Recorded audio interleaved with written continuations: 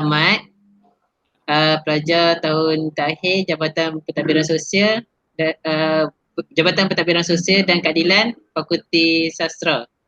Hari ni saya boleh interview Arif ke? Boleh, tak ada masalah. Okey, tajuk kajian saya tentang penyediaan fasiliti orang kurang upaya di Universiti Malaya Kuala Lumpur. Dia ada 4 bahagian, bahagian A, B, C dan D. Okey, boleh kita mulakan dengan bahagian A?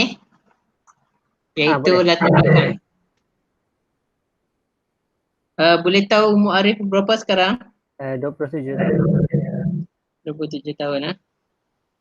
Nama penuh Arif? Muhammad Amirul Arif. MOHD ataupun penuh? MOHAMAD. Okey. Muhammad Amirul Arif bin Mahdi.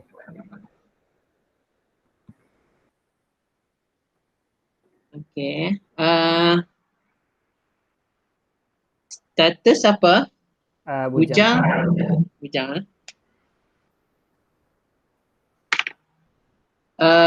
Sekarang ni Arif tahu pengajian tahun berapa? Tahun 4. Daripada jabatan? Daripada pengurusan sukan. Pengurusan? Sukan. Pengurusan sukan. Pusat sukan Fakulti. Okey. Pusat sukan.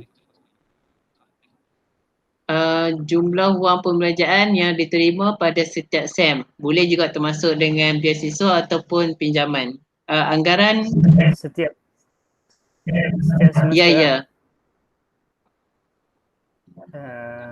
Anggaran antara 1,000 hingga 1,005 dan ke atas. 1,005 dan ke atas. 1,005 dan ke atas. Pekerjaan ibu dengan ayah? Bekerja sendiri. Dua-dua bekerja sendiri ya? Ya betul.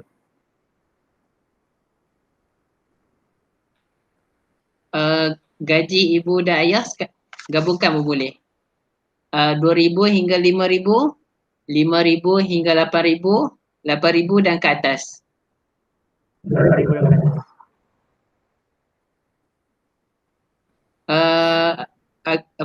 Arif ni OKU apa? Jenis apa? Boleh. Penglihatan. Boleh Arif terangkan jenis OKU Arif ni? Maksudnya Arif hilang ingatan bila, macam mana penglihatan Arif, adakah penglihatan Arif ni 100%? Tahap penglihatan boleh dikatakan tidak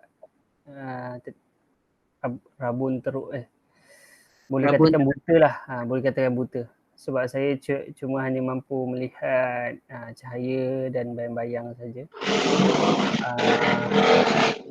Dan kalau ikutkan waktu umur 8 tahun demam panas, lepas tu masih boleh melihat tapi cuma agak terhad lah, macam tulisan-tulisan kecil tu semua tak nampak. Tapi dari semasa ke semasa penglihatan tu semakin berkurang dan sehinggalah sekarang ni hanya mampu melihat cahaya dan bayang-bayang saja. Jadinya penglihatan Arif ni kalau pakai spek mata pun memang takkan nampak Betul-betul takkan nampak. Okey. Lepas tu boleh tanya ke macam kenapa Arif macam pejam mata walaupun Arif boleh nampak cahaya juga ke, ataupun macam kelopak mata dah? Saya ada masalah. Saya alami penyakit yang dinamakan sebagai Steven Johnson. Penyakit ni dia menyebabkan kulit-kulit saya ni semua kering, disebabkan daripada berpunca daripada demam panas yang melampau, dan dia efek dekat mata, air mata pun semua tak ada, kering, yang menyebabkan kelopak mata terlekat dengan bubulan mata. Okey, faham. Selain tu Arif ada OKU lain-lain, contohnya fizikal Tak ada. pendengaran. Tak ada.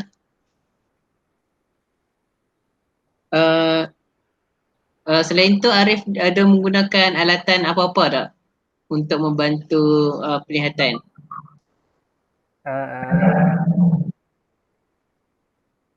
Pembaca skrin je lah. Betul. Pembaca skrin tongkat. Betul? Tongkat, okey. Di membaca skrin tu di laptop dengan telefon ya? Betul. Okey, kita masuk ke bahagian B. Bahagian B ni persepsi mahasiswa orang kurang upaya terhadap fasiliti OKU di Universiti Malaya. So soalan pertama saya, apa fasiliti yang Arif gunakan sepanjang Arif belajar di Universiti Malaya?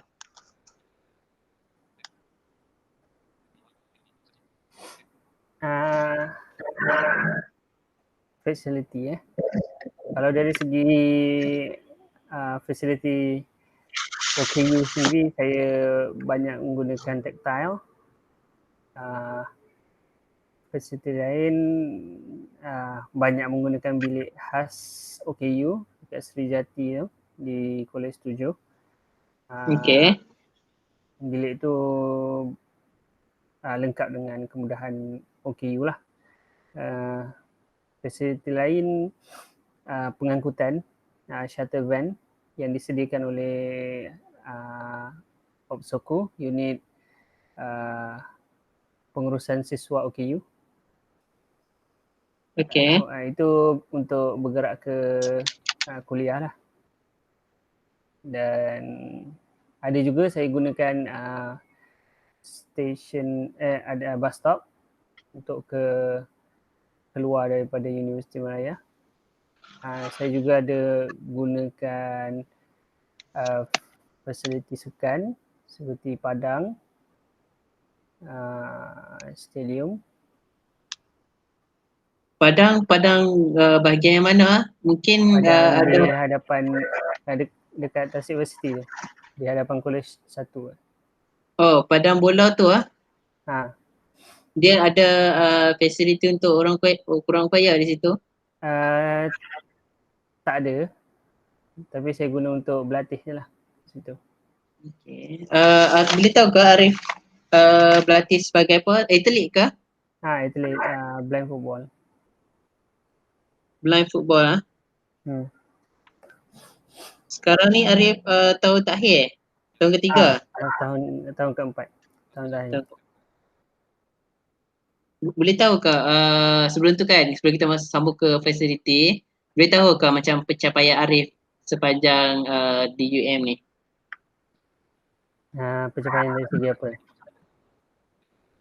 Pernah masuk pertandingan ke peringkat kebangsaan ke? Pernah membantu UM ke apa ke sebagai? Ataupun menjadi jurulatih? Kebanyakannya saya bergiat dalam peringkat kebangsaan lah. Kebangsaan dan antarabangsa dalam bola sepak cacat penglihatan. Dan waktu semester pertama saya ke kejohanan sukan C di waktu tu di Kuala Lumpur, dan juga ada kejohanan kelayakan Piala Dunia waktu tu pun di Kuala Lumpur pada tahun lepas 2018 saya ke mana ke 2019 saya ke Thailand, Pattaya Thailand untuk kelayakan Paralimpik yang sepatutnya berlangsung pada tahun ini, Paralimpik Tokyo. Dan saya pernah menyertai camp kebangsaan sepanjang tahun 2017 untuk persiapan kejohanan yang antarabangsa lah. Okey. Okey, menarik. Okey, selain kita boleh sambung dengan fasiliti ke? Boleh. Okey, kita ada padang.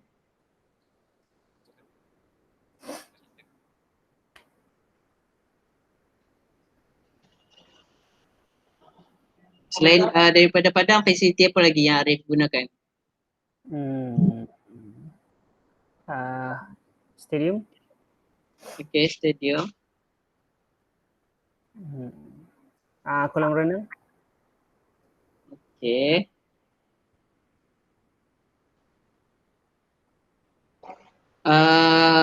Kalau macam fasiliti khas untuk OKU di UM? Tactile. Okey. Kalau tactile tu di kawasan college lah, college ke KPS, college ke DTC, library semua adalah kawasan situlah, tapi tak adalah sampai ke pusat sukan. Kiranya kalau nak pergi pusat sukan memang menggunakan sepenuhnya van lah. Van yang disediakan oleh Opsoku lah. Okey, faham. Macam mana dengan tulisan braille? Adakah dia disediakan di UM, di semua tempat ke macam mana? Saya sepenuhnya menggunakan pembaca skrin lah.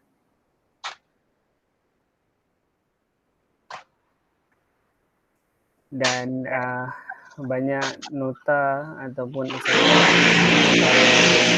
soft copy lah. Okay. Bukan, maksud saya kalau itu untuk pembelajaran, kita gunakan pembaca skrin kan. Kalau Arif nak pergi jalan mana-mana ke, nak baca apa yang dia tertulis ataupun nak menggunakan lift? Lift ada,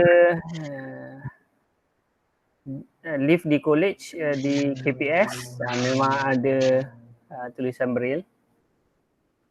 Dan kadang-kala saya menggunakan aplikasi yang dinamakan ID EYE-D.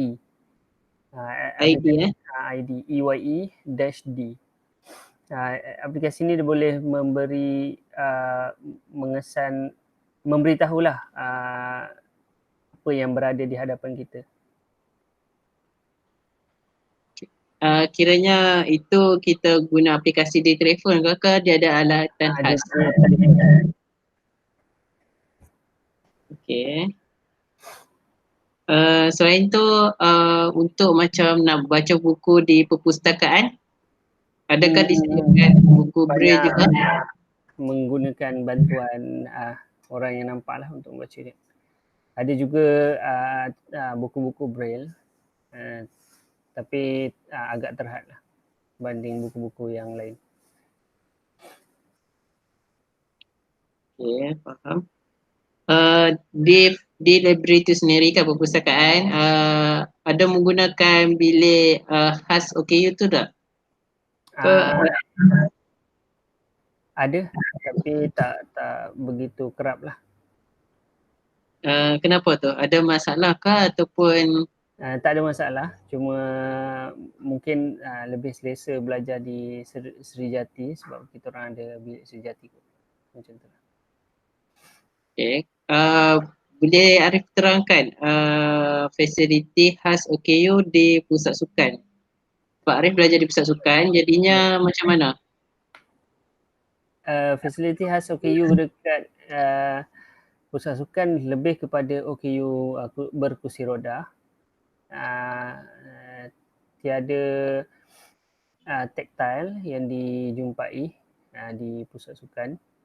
Walau bagaimanapun struktur muka bumi pusat sukan itu sendiri, struktur kawasan pusat sukan itu sendiri tidaklah begitu mencabar bagi seorang OKU penglihatan untuk akses. Kalau itu di pusat sukan. Kalau di college KK7 sendiri macam mana dengan fasiliti? Adakah bilik tidur tu disediakan khas untuk OKU dengan tandas? Yes, kolej kediaman ketujuh merupakan kolej yang boleh dikatakan lengkap dengan fasiliti OKU dengan laluan yang mempunyai tactile, laluan rem untuk OKU berkursi roda, kaunter office yang rendah sesuai untuk OKU berkursi roda, dan juga bilik yang mempunyai bilik air di dalamnya, dan juga pintu yang sesuai lah, tidak pintu sliding door tu. Dan kolej ketujuh juga ada blok khas untuk OKU, di mana blok itu sahaja yang mempunyai fasiliti lengkap OKU lah. Okey, faham. Kalau di kolej lain macam mana? Ataupun di fakulti lain seperti FSSS? Arif ada pernah pergi ke fakulti lain ke untuk belajar? FSS ada. Adalah beberapa fakulti yang saya ada subjek dekat sana. FSS okey. FSS dia punya sebab dia antara laluan antara kolej 7 ke library, kolej 7 ke, dia boleh dikatakan dia kawasan di tengah-tengah. Maknanya dia dapatlah terima tempias tactile tu. FSS ada laluan tactile tu, tapi cuma mungkin FSS ni agak besar, ada juga kawasan yang tak ada tactile yang agak menyukarkan OKU penglihatan untuk bergerak. Dan di sains ada satu site je saya pernah juga pergi. Saya tak ingat dekat area mana, tapi dekat kawasan tu memang tak ada tactile. Okey. Cuma kawasan tu tidaklah begitu sukar untuk OKU penglihatan akses bergerak lah. Kalau api agak sukar, agak sedikit sukar sebabnya di bangunan api sendiri dia ada kawasan tengah yang lapang yang kadang-kadang ada pelajar yang buat jualan-jualan di tengah-tengah tu, dan ada pelajar yang menggunakan lorong tersebut. Lorong tu tidak mempunyai tactile yang menyukarkan OKU penglihatan untuk bergerak sendiri.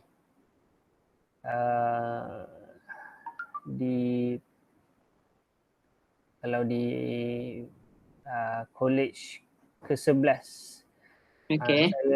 selalunya saya makan tengah hari di college ke-11. College ke-11 tidak mempunyai tactile. Walau bagaimanapun akses untuk ke kedai, untuk ke kafe dia agak mudah, tetapi ada kesukaran apabila seseorang OKU penglihatan itu ingin melintas untuk ke college ke-11 kerana tak ada sebarang sign, tak ada tactile untuk memudahkan mereka lintas bersendirian. Okey, faham. Okey, itu tentang fasiliti. Ada nak tambah apa lagi? Tak ada. Okey, soalan yang kedua. Apakah yang menyebabkan anda memerlukan fasiliti khas?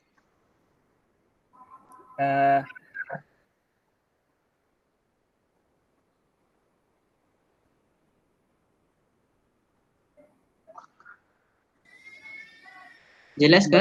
Bagi saya untuk memudahkan pergerakan saya, fasiliti khas tu memudahkan pergerakan, dan untuk melibat secara penuh dalam sesuatu aktiviti ataupun sesuatu pergerakan tu. Tak memerlukan tidak begitu bergantung kepada sesuatu untuk bergerak. Okey. Ada lagi kah? Tak ada. Yang ketiga pula, apa perasaan Arif apabila menggunakan fasiliti khas?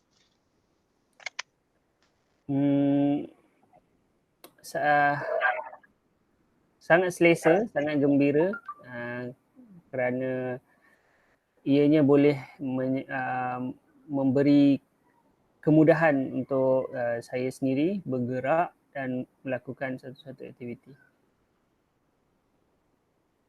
Okay. Kalau begitu, adakah Arif berasa selamat apabila menggunakan fasiliti OKU di UM?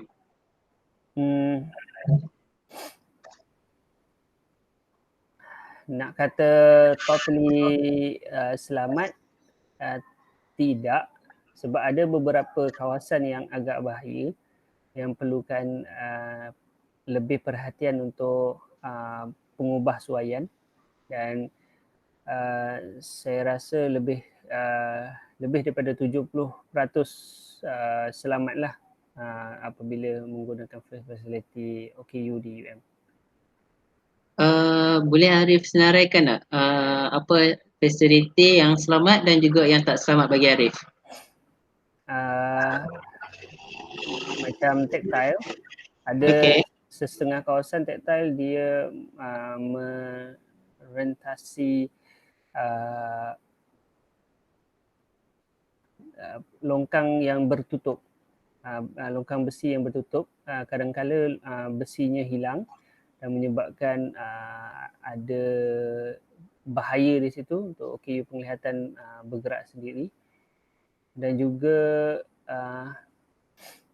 ada kawasan tactile yang terputus, maknanya tactile ketika ketika cross jalan, melintasi jalan, ada, saya rasa di hadapan Kolej 7 saja mungkin yang ada, ada juga di kawasan library yang ada tactile di atas jalan raya. Tapi ada beberapa jalan yang tak ada tactile, yang menyebabkan bila OKU penglihatan tu putus daripada seberang jalan punya tactile, dia perlu bantuan untuk mencari punca tactile yang baru tu, yang untuk dia teruskan perjalanan ni. Okay. Kalau yang selamat tu Arif rasa di mana?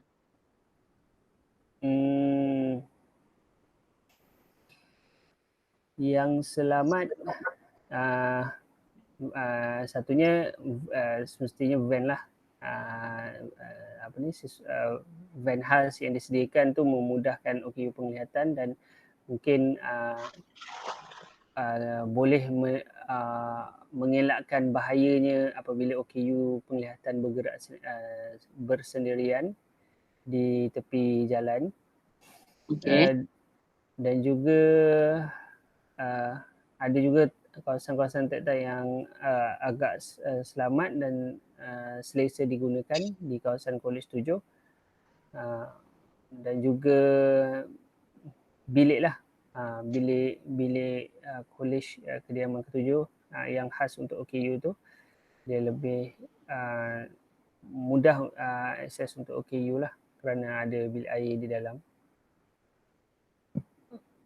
Okey, faham. Okey, soalan yang seterusnya, pada pandangan Arif, apakah ciri-ciri fasiliti OKU yang sempurna? Sama ada dari segi OKU penglihatan ataupun OKU yang jenis lain. Apa pendapat Arif? Ciri-cirinya yang amat penting adalah menepati spesifikasi yang digariskan oleh Jabatan Fasiliti OKU, Jabatan Kebajikan Masyarakat. Maknanya sesuai dengan keadaan OKU, mungkin RAM, darjah ketinggian RAM tu tidak terlalu tinggi yang menyukarkan OKU berkursi roda untuk mendakinya. Dan juga tactile yang mungkin ada setengah tactile yang tidak timbul, tenggelam dan menyebabkan sukar OKU penglihatan untuk mengesannya. Okey. Dan itu saja. Okey, untuk soalan terakhir bahagian bahagian B ni, adakah Arif merasakan fasiliti OKU disediakan adalah mesra pengguna? Di Universiti Malaya. Ya, ya, ya. Yes.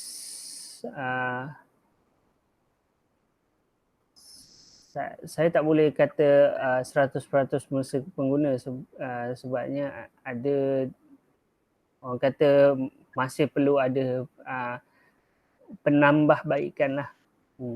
Tapi boleh katakan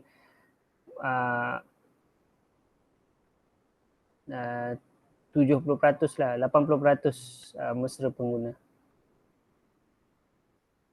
Okey. Ini bagi OKU penglihatan ya? Kedua-duanya. Okey, baik.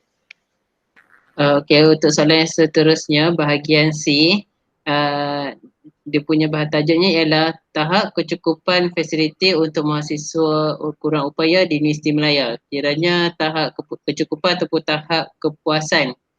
Okey, jadi soalan yang pertamanya, apa erti kecukupan ataupun kepuasan bagi Arif terhadap fasiliti OKU di UM? Satu, kalau dari segi kecukupan atau kepuasan fasiliti di Universiti Malaya ni, satunya mudah untuk digunakan oleh OKU penglihatan. Keduanya selesa. Yang ketiganya menyeluruh. Tidaklah tidak orang kata kemudahan tu tertumpu kepada satu-satu kawasan sahaja. Ya. Okey, faham.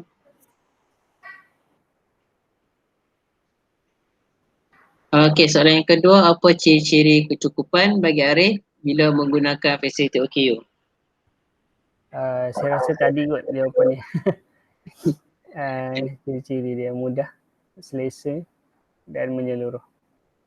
Arif merasakan juga bagi golongan kurang upaya, selain daripada tektai, laluan tersebut perlu juga laluan berbumbung ke macam mana bagi Arif? Laluan berbumbung ni bukan sebenarnya keperluan itu bukan sahaja untuk OKU. Laluan berbumbung ni untuk orang biasa pun perlu juga. Kalau kita cerita tentang fokus kepada OKU, saya rasa tektai lebih tepat berbanding laluan berbumbung. Mungkin laluan berbumbung ni boleh mengurangkan risiko untuk terkena hujan ke apa kan, panas. Ya, betul. Tapi bagi saya itu adalah keperluan, bukan sahaja keperluan OKU lah. Okey, faham. Mungkin orang kata laluan berbumbung ni kebanyakannya di UM dibina bukan di laluan tektai. Jadi itulah nak tanya pendapat Arif, sama ada sesuai tak sesuai untuk golongan OKU. Apa tu, laluan tektai tu juga ada juga bumbung. Okay. Yes, kalau itulah yang dikatakan, saya setuju. Kalau perlunya laluan tektai tu disediakan laluan berbumbung. Mungkin benda tu boleh mengelakkan daripada apabila hujan ada air bertakung ataupun laluan taktil basah yang menyebabkan licin, bahaya kepada OKU penglihatan. Okey.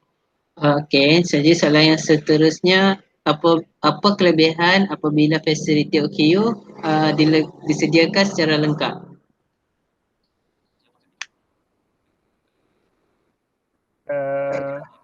Macam mana? Apa kelebihan apabila fasiliti OKU lengkap disediakan? Kelebihannya kepada OKU sendiri, OKU boleh hidup ataupun melakukan segala aktiviti sama seperti orang biasa dan menyebabkan kekurangan yang ada pada mereka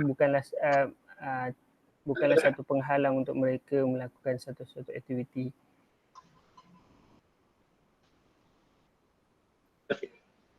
Okey, faham. Okey, soalan yang seterusnya, soalan yang keempat. Pada pendapat Arif, apa rintangan ataupun halangan sehingga menyebabkan fasiliti OKU tidak dapat disediakan secara sempurna?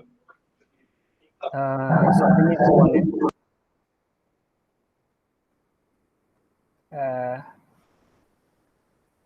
Keduanya birokrasi yang menyebabkan maklumat ataupun cadangan tidak sampai ke peringkat ke individu yang sepatutnya.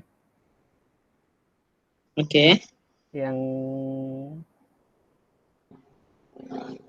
ketiga mungkin politik. Ya. Apa? Politik. Boleh ulang? Politik. Maksudnya macam mana tu? Adakah politik di persatuan OKU itu sendiri ataupun politik di UM ke macam mana? Boleh jadi politik di persatuan OKU itu sendiri, boleh jadi politik di UM yang menjejaskan peruntukan untuk OKU ya. Oh, okey. Yang keuangan tu boleh saya boleh dijelaskan lagi tak sama ada itu keuangan dari segi pengurusan UM ataupun keuangan dari segi pelajar OKU itu sendiri? Keuangan dari segi pengurusan UM. Okey, faham. Okey, yang soalan kelima. Kenapa, okey soalan ni Arif ada ubah itu kan. Jadi soalannya, kenapa anda sebagai OKU tidak memperjuangkan hak anda untuk mendapatkan fasiliti OKU yang baik?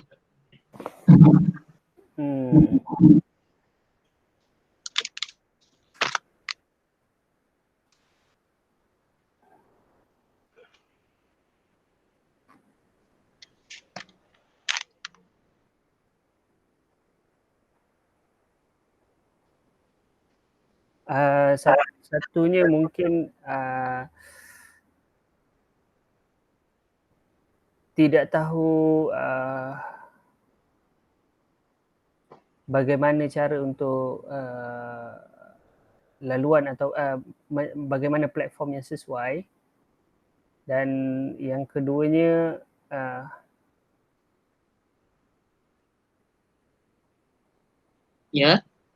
perjuangan tu dah orang kata dah beberapa kali ataupun dah banyak kali diperjuangkan, tapi tindakan daripada pihak-pihak yang tertentu yang menghalang daripada fasiliti itu disediakan ya. Adakah Arif merasakan pihak pengurusan itu sendiri antara rintangan menyebabkan fasiliti OKU tidak dapat disediakan? Yes. Bagaimana tu? Adakah dia mengambil sambil lewat ataupun suara tu tidak sampai ke peringkat yang tertinggi iaitu TNC ke? Kalau ikutkan hal ehwal OKU ni, kami dalam polisi inklusif UM, kami ada satu jawatan kuasa pembangunan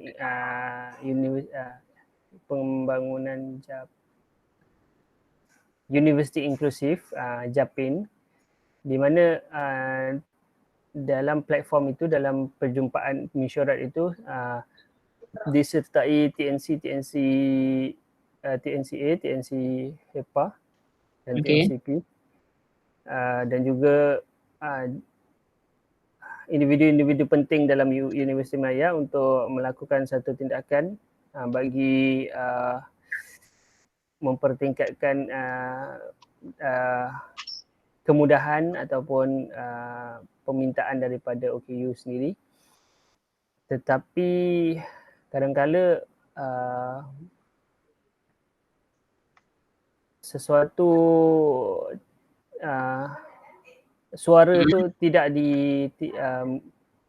saya tak pasti, mungkin dah dibincangkan tapi tidak dilaksanakan.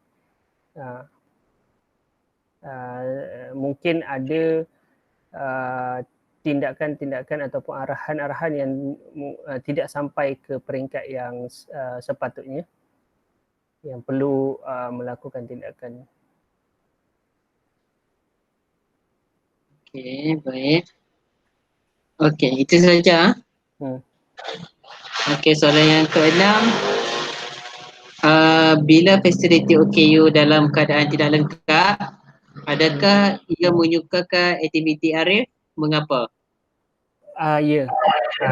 Bila tidak lengkap ni, OKU sendiri terdedah dengan bahaya. Bahaya dari segi struktur kawasan itu sendiri, dan juga bahaya dari segi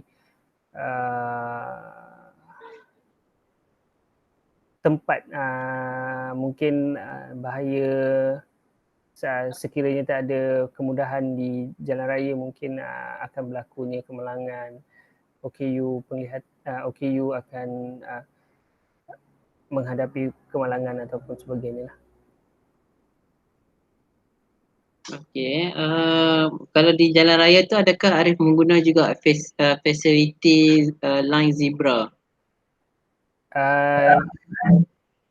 Yes, kalau adanya laluan taktil dan juga fungsi lampu isyarat bersuara. Oh, lampu isyarat bersuara. Itu ada ke di UM? Ada. Di kawasan mana tu? Di kawasan library. Dia akan ada isyarat lah untuk sekiranya lampu isyarat tu berbunyi, menandakan boleh melintas lah. Saya rasa di library, di FSS tapi saya rasa ada 1-2 tempat saja di universiti yang ada fasiliti tersebut.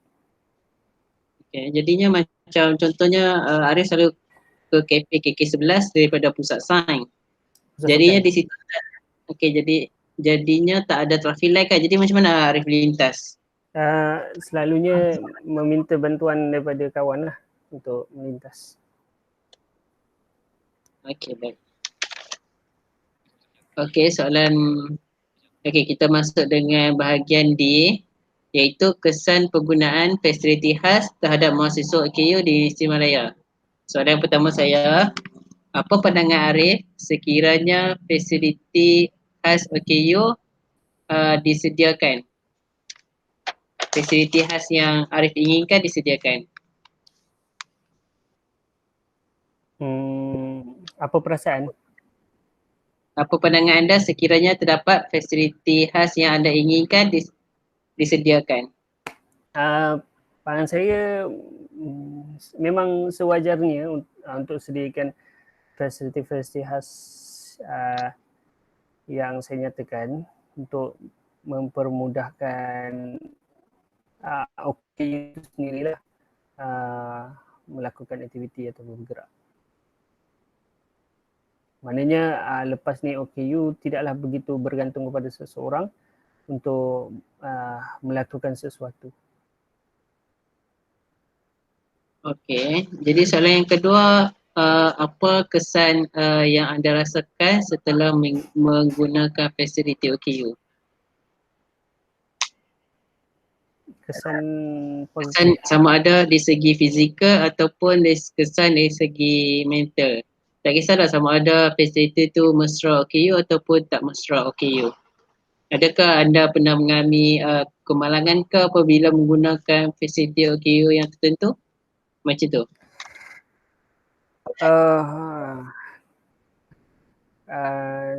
setakat saya menggunakan fasiliti OKU di Universiti Malaya memang agak mesra OKU, dan juga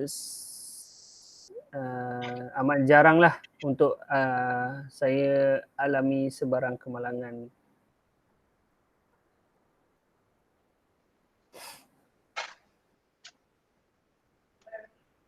Itu saja.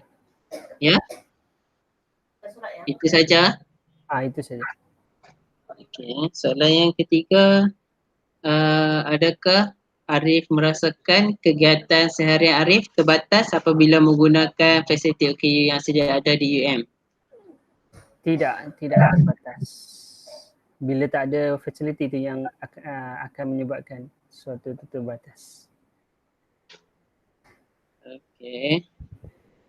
Soalan yang keempat, pada pengalaman Arif sendiri, adakah Arif pernah mengalami sebarang halangan atau cabaran ketika melaksanakan tugas di tempat awam, contohnya di Tasik ataupun di Padang, atau di kuliah di UM? Halangan, rintangan. Saya rasa di Padang, sebab Padang tu ada satu laluan masuk, ada satu longkang, parit yang tidak ditutup, menyebabkan saya perlu bantuan orang, ataupun saya tidak boleh pergi bersendirian, takut terjatuh ke dalam parit itulah. Di kawasan halangan di kawasan laluan, boleh saya katakan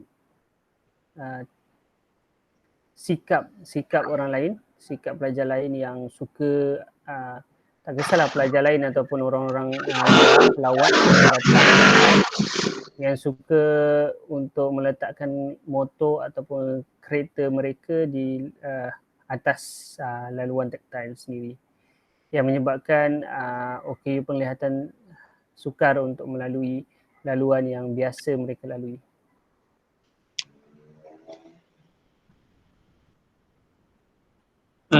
Ada yang lain yang Arif nak tambah? Di tempat kuliah,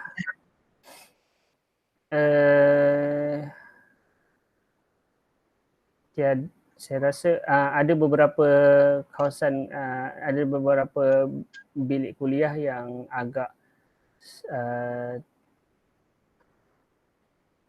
walaupun saya boleh katakan boleh akses dalam bilik kuliah tersebut, tapi saya rasa ianya agak sedikit bahaya kepada OKU penglihatan kerana terdapat begitu banyak tangga dan juga kedudukan kerusi bilik kuliah yang bertingkat.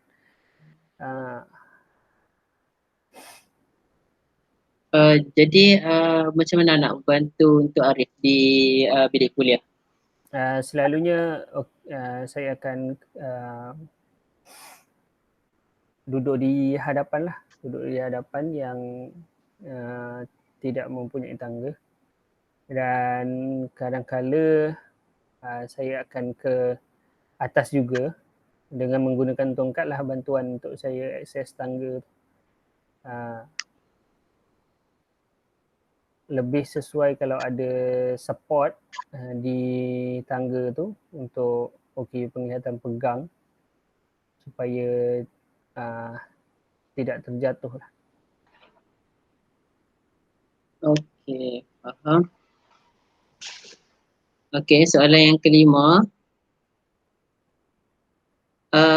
Adakah kemudahan fasiliti OKU memberi kesan kepada diri Arif dan kesan yang macam mana? Adakah Arif merasakan keyakinan diri Arif bertambah apabila menggunakan fasiliti OKU itu sendiri?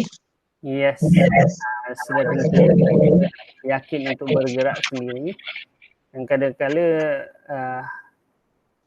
ianya boleh menyebabkan satu-satu pergerakan saya itu lebih pantas. Mungkin apabila saya ingin mendapatkan bantuan dengan rakan-rakan yang mungkin rata-rata rakan-rakan saya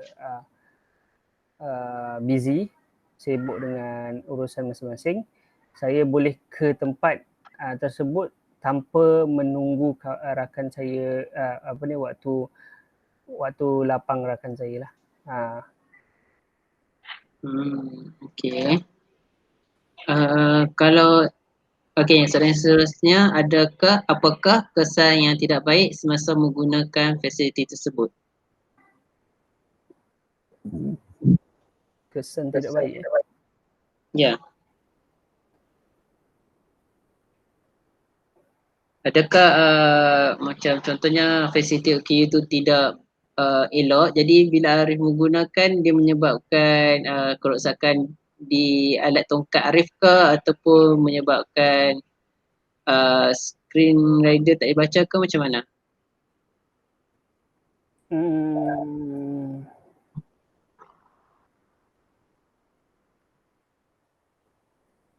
Kesan buruk menggunakan, kesan buruknya itulah apabila ada kenderaan diletakkan di atas laluan taktil, mungkin ada setengah OKU yang bergerak secara laju, dia terlalu yakin dengan taktil yang menyebabkan dia tak tahu pun ada benda di atas taktil yang boleh cederakan mereka. Okey. Adakah keyakinan diri anda bertambah apabila menggunakan fasiliti OKU? Yes. Lebih yakin menggunakan fasiliti OKU. Okey. Soalan yang ke-9, boleh Arif nyatakan sebelum tu boleh saya tahu dulu apa impian Arif? Impian tak kisah sama ada dari segi cita-cita, kerjaya ataupun impian contohnya untuk melihat kesedaran tentang OKU ni meningkat ke di Malaysia disebabkan fasiliti OKU ni sebuah kekurangan atau kurang mesra?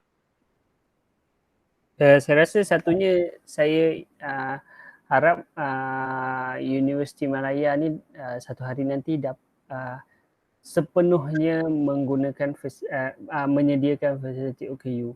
Walau di mana pun OKU tu berada, sama ada di kolej 1 sehinggalah kolej 12, mereka tetap boleh akses untuk bergerak, untuk melakukan aktiviti tanpa ada sebarang kekurangan atau kekangan.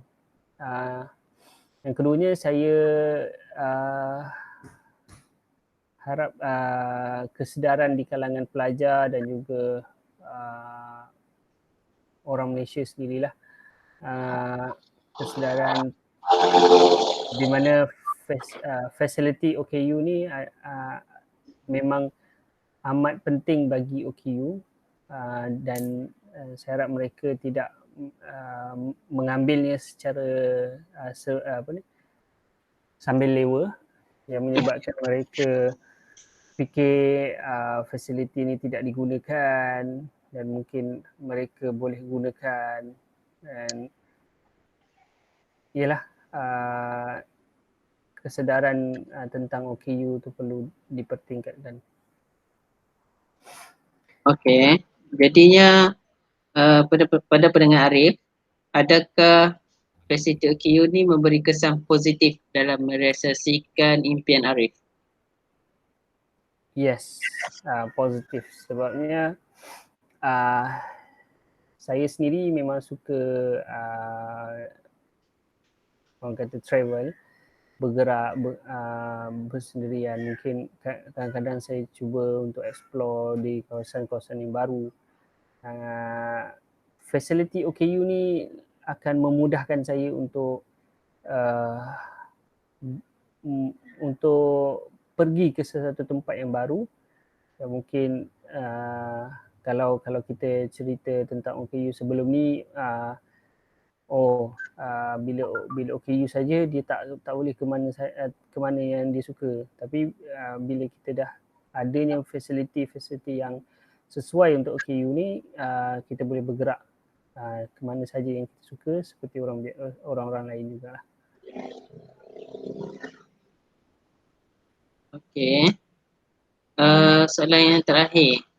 Pada pandangan Arif, apabila seseorang mempunyai kejayaan, adakah dia akan mengalami kesukaran untuk menjalankan tugas kerana ketiadaan fasiliti OKU yang baik?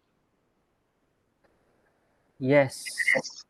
Apabila kita cerita tentang kerjaya OKU, OKU tu sendiri memang kalau kita cerita tentang company ataupun agensi kerajaan, memang Malaysia masih belum maju dari segi kemudahan OKU di tempat kerja.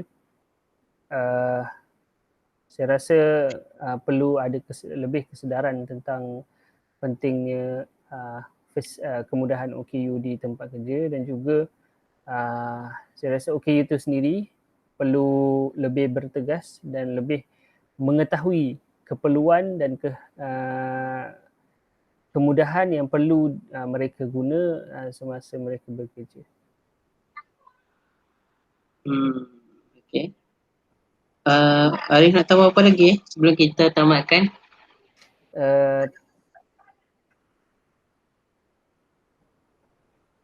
Tak ada kot. Itu saja. Itu saja. Okey. Sekarang masa pun nak dekat pukul 7 dah. So terima kasih banyak-banyak Arif. Kerana bantu saya. Tak kisah. Kita je. Ni kiranya saya tutup recording dulu.